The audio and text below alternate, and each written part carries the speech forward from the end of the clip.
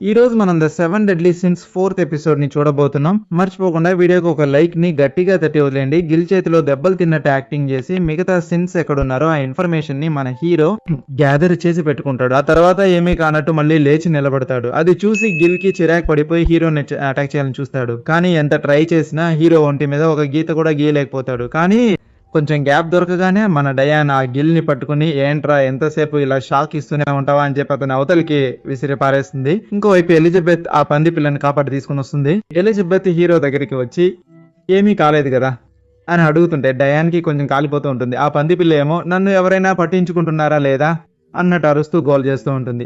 ఇంతలో ఏదో ఒక ఊరు చర్చిలో జనాలు ప్రార్థనలు చేసుకుంటూ భక్తిలో మునిగిపోయి ఉంటారు. దేవుడా ఎలాగైనా మమ్మల్ని కాపాడు అని అడుగుతుంటే డయాన్ విసిరేసిన ఆ గిల్లు ఉన్నాడు కదా, వాడు డైరెక్ట్ గా ఆ చర్చిలోనే వచ్చి పడతాడు. వాడు పడ్డ స్పీడ్ కి అక్కడ ఉన్న వాళ్ళందరికీ చాలా గట్టిగా దెబ్బలు తగులుతాయి, గాయాలవుతాయి. కానీ గిల్ ఎవరిని పట్టించుకోడు. తనకి వేరే పని ఉందన్నట్టు అక్కడ నుంచి లేచి వెళ్ళిపోతూనే ఉంటాడు. ఇక హీరో తన జర్నీని కంటిన్యూ చేస్తూ మాట్లాడుతుంటే ఆ పంది పిల్లకి కొంచెం దెబ్బలు తగిలినట్టున్నాయి. మన ఎలిజబెత్ దాని మీద చాలా జాగ్రత్తగా కేర్ చూపిస్తూ ఉంటే ఆ పంది పిల్ల అడుగుతుంది, అవును నీకు ఆ గిల్ గాడి తెలిసినట్టున్నాడే, అసలు విషయం ఏంటని అడుగుతుంది. ఎలిజబెత్ కి మార్గరెట్ అని ఒక అక్క ఒకరు ఉండేవారట. ఆవిడ కూడా ఒక రాజకుమారి. ఆ మార్గరెట్ ని చూసుకునే బాధ్యతని గిల్ ఒక హోలీ నైట్ కొడుకు కాబట్టి ఆ బాధ్యతాయుతమైన పనిని తనకు అప్పగించడం జరిగిందట. కానీ ప్యాలెస్ లో ఎలిజబెత్ కూడా అక్కడే ఉంటుంది కదా, అందుకే తన సొంత చెల్లిల ఎలిజబెత్ ని చాలా ప్రేమగా చూసుకునేవాడట. గిల్ వాళ్ళ నాన్న చనిపోయిన తర్వాత కూడా అతను ప్యాలెస్ లో రాజ కుటుంబానికి సేవ చేస్తూ ఉండేవాడు. కానీ అతను ఇంత క్రూరంగా ప్రవర్తిస్తాడని నేను ఊహించలేదు అని ఆమె ఆశ్చర్యపోయి బాధపడింది. గిల్ చేస్తున్న పనులను, అతని నిర్దయాపూరిత ప్రవర్తనను చూసిన తర్వాత తన తండ్రి మరణానికి కూడా అతనే కారణమేమోనని ఎలిజబెత్ కు అనుమానం మొదలైంది.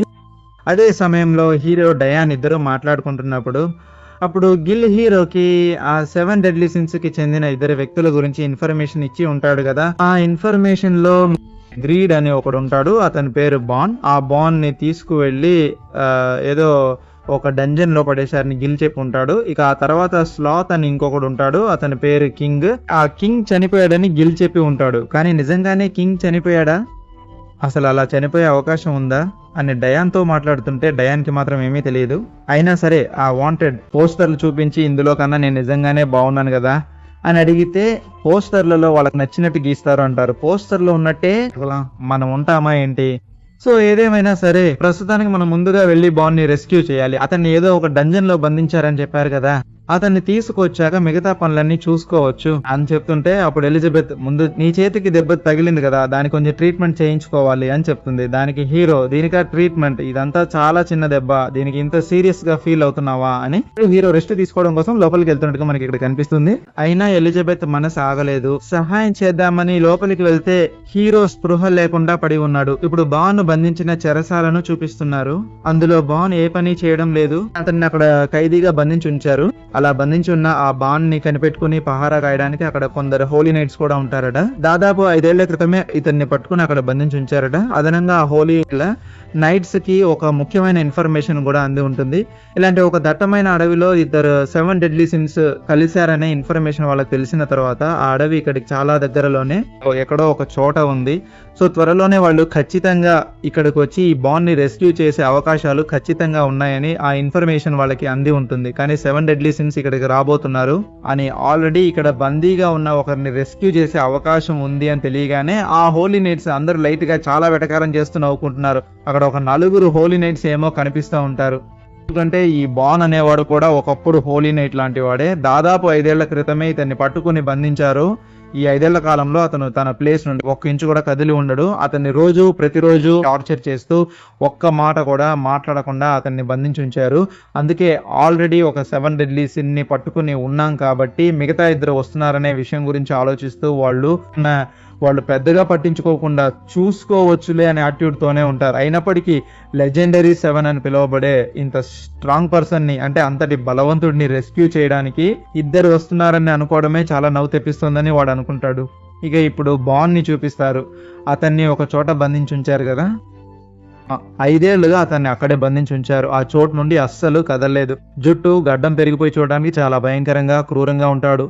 ఆ డంజియన్ పక్కనే ఒక టౌన్ ఉంటుంది. ఆ టౌన్‌కే మన డయాన్ వచ్చి ఉంటుంది. పెద్ద బాడీతో టౌన్‌లోకి ఎందుకు వచ్చిందని చూస్తే, మన హీరో స్పృహ తప్పి పడిపోయి ఉంటాడు గదా! అతనికి హెల్ప్ చేయాలని ఎవరైనా డాక్టర్ దొరుకుతారేమో అని వెతుకుతూనే తను టౌన్‌లోకొస్తుంది.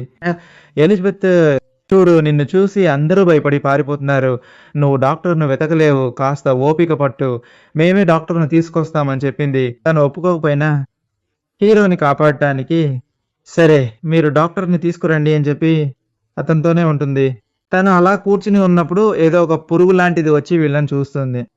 అలా హీరో ఈ అమ్మాయి ఇక్కడ ఉన్నారనే విషయం హోలీ నైట్స్‌కి తెలిసిపోతుంది. అందులో ఫ్రీజియా అనే ఒక అమ్మాయి ఉంటుంది. వీళ్ళ సంగతి నేను చూసుకుంటా అని తను రంగంలోకి దిగుతుంది. హీరోకి ట్రీట్మెంట్ ఇవ్వడానికి ఒక డాక్టర్ వస్తాడు. ఆయన హీరోకి మందు చిన్న పిల్లాడికి అన్ని గాయాలు చూసి ఆశ్చర్యపోతాడు.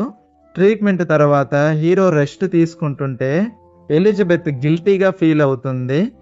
ఎందుకంటే తను హెల్ప్ కోసమే కదా తను 7 డెడ్లీ సిన్స్‌ని వెతుక్కుంటూ వచ్చింది. తను వెతకడం వల్లే వాళ్ళు ఎక్కడున్నారనే విషయం బయటపడి ఇప్పుడు హీరోకి ఇంత పెద్ద ప్రాబ్లమ్ వచ్చిందని గిల్టీగా ఫీల్ అవుతుంది. ఇదంతా చూస్తున్న డయాన్‌కి ఇది ఇలాగే ఉంటే కుదరదు. హీరో కళ్ళు తెరిస్తే ఖచ్చితంగా కాపాడటానికి అక్కడికి వెళ్తాడు అని అర్థమవుతుంది.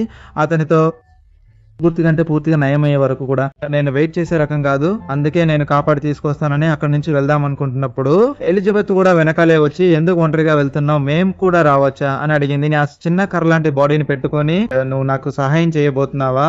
అదంతా నాకే సాధ్యం. నేనే చూసుకుంటానని చెప్పినా కూడా అయినా ఎలిజబెత్ వచ్చి లేదు హీరో నాకు సహాయం చేశాడు.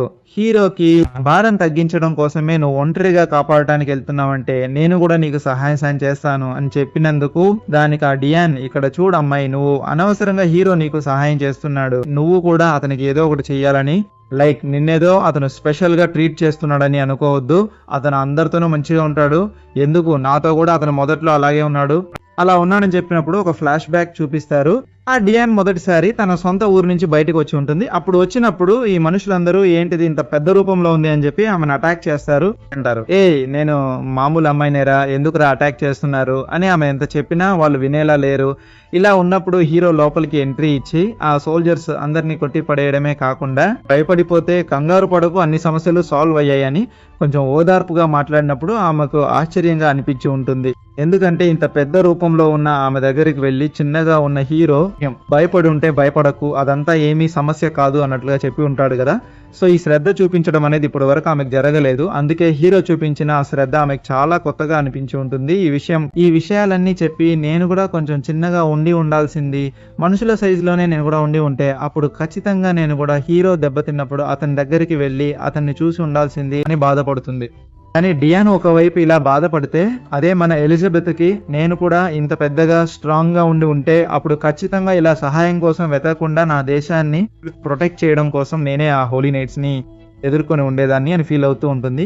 ఇలా ఇద్దరు ఒకరి తర్వాత ఒకరు బాధపడుతూ ఉంటారు. అప్పుడు దూరం నుంచి ఏదో ఒకటి వస్తున్నట్లు ఉంటుందా ఏంటి నల్లటి మేఘాలు చుట్టూ తిరుగుతున్నాయని చూస్తే అవి మేఘాలు కావు, అవన్నీ పురుగులంటే మామూలు పురుగులు కాదు. వాటి నోటి నుండి వచ్చేది యాసిడ్ అంత స్ట్రాంగ్ గా ఉంది. సరే వాటన్నిటిని ఎలా ఎదుర్కోవాలో డయాన్ ప్రతిఘటిస్తుంది అనుకుంటే ఆమెకు పురుగులంటే భయం, కాపాడండి అని అరుస్తుంది.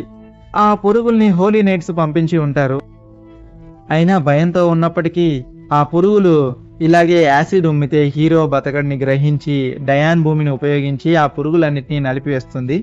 ఆ తర్వాత హోలీ నైట్ ని కూడా ఖాళీ చేయడానికి వేగంగా ఆ టౌన్ నుండి ఆమె బయలుదేరుతుంది. అటు ఎలిజబెత్ హీరోకి ఏమైందో అని చూడటానికి వెళ్తే ఏమీ కాలేదు. హీరో బెడ్ మీద పడుకుని ఉన్నాడు. ఆ డాక్టర్ కూడా హీరో క్షేమం గురించి అడగడానికి అక్కడికి వచ్చినప్పుడు ఏంటి డాక్టర్ ఇతను ఇలాగే పడుకున్నాడు అసలు కదలిక లేదు అని అడిగితే విషం ఇస్తే కదలిక ఎలా ఉంటుందని అంటాడు.